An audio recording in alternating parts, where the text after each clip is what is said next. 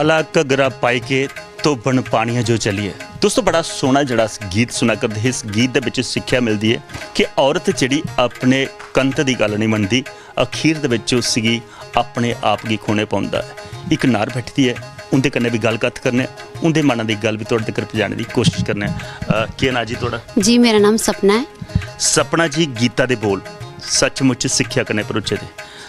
जिहड़े पति दी गल नहीं मनदियां नारां, उनेंगी के अपने आप कन्नै भुगतने पौंदा, पर अजकल पति मनदे ने गल्लां, पत्नियां ते मनदियां गल्लां। जी जित्थे तक मेरा सवाल है तो मैं सोचनी है कि दोनों ही एक दूए की मननी चाहिए।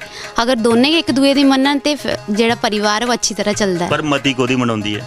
मती तो जनानी दी मनाउंदी है। जनानी दी गल नहीं मनोए तो आदे चिक्की मंजी डाइए पई जंदी है ना, तो गल मनाई गै लैंदी है। हाँ वो भी कई घरें होंदा है। एक गल है, जिहड़ा बंदा है आखदे 12 दा पक्खरू है, पूरा दिन काम धंधा करिए घर आउंदा कुछ की खुश करने वास्ते अपने परिवार की, पत्नी की, माँ की, बच्चे की। पर पत्नियां जिहड़ियां ना वो आखदियां सारा किश जिहड़ा कमाई आउंदा साड़ी मुट्ठी च आवे, माऊ वाली भेखी कक्ख नहीं जा।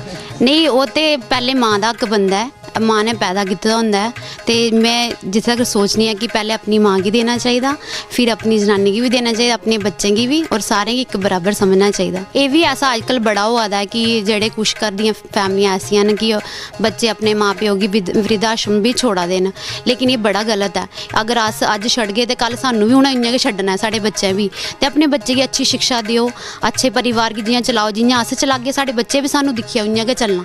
तो अपनी बच्चे की इन्नी मैंटैलिटी बनाओ कि बच्चा जी अच्छी शिक्षा ले। बिल्कुल सच गला करते हैं दोस्तों, पर दिखिए डर सिर्फ ये है कि अज अस कुछ कन्नै करगे तो कल साढ़े कन्नै भी होना। उस डर कन्नै शायद कोई करे, पर अजकल ओका डर भी नहीं रहता।